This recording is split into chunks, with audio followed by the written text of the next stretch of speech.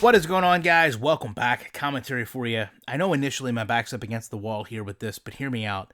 I understand the Madden Championship was a feel-good story. Cinderella story, guy finally wins a championship, dedicates the game to people we lost in the community. There's a lot of positive elements to that, but there's two sides to everything, and this is just my opinion of what took place, and I'm sure after watching this, people are going to have some pretty strong opinions.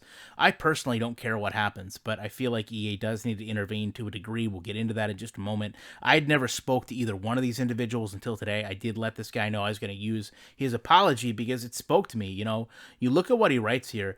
At the end of the day, I wasn't good enough when it mattered the most. I'm extremely disappointed in myself that I couldn't do more. I played bad. There's nothing more to it than that.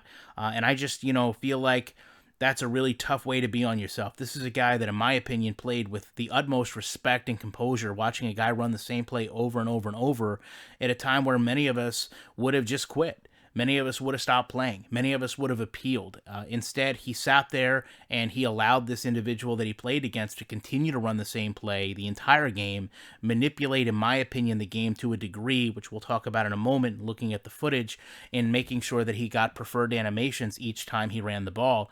So I want to also take a look at the rules here because they're very open-ended. This is the offline and online competitor conduct for the Madden Championship, and it basically states here violating any law, rule, or regulation as determined by EA in its sole discretion pretty much gives them open field to do whatever they want to do.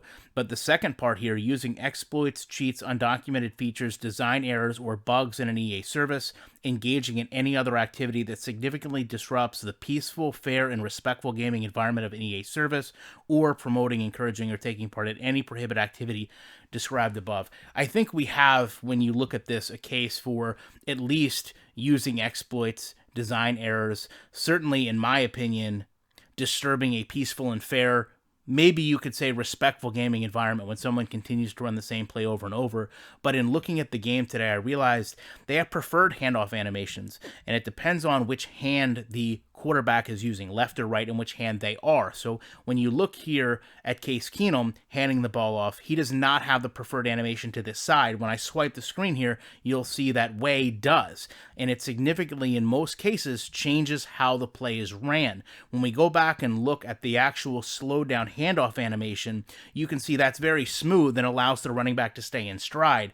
When you don't have it, it kind of breaks the running back stride and you don't get the best outcome running to that side. Now, to say that he knew something like this was going to happen is, I understand, to some people circumstantial. But if that was the case, why was he changing these players if he didn't know there was a benefit to it? And when you go back and look, there's a distinct benefit to it as to why each player was being utilized to run to one side. He wanted to always have the preferred animation, the preferred side of the run, and therefore putting his opponent in a position where he would be less successful simply by manipulating the animations that were going to be used.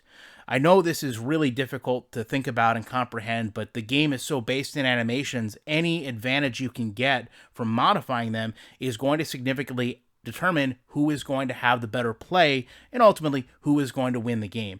I'll try to put together a different way of looking at this tomorrow. I'll have to think a little bit about how I'm going to present it to you, but I wanted to come out, show this to you, get your opinion on it, but also really just commend a guy that sat there, and we've all been there, watch somebody just do the same thing over and over and over in a game and feel like there was nothing you could do to stop it and not understand why. And then once you learn why, know that you basically just sat there and let somebody exploit the game, in my opinion, run the ball continuously on you, and maintain the composure to not quit.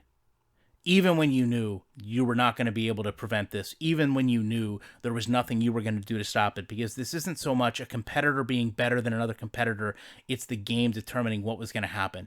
You can beat another player in the game, you can't beat the game itself.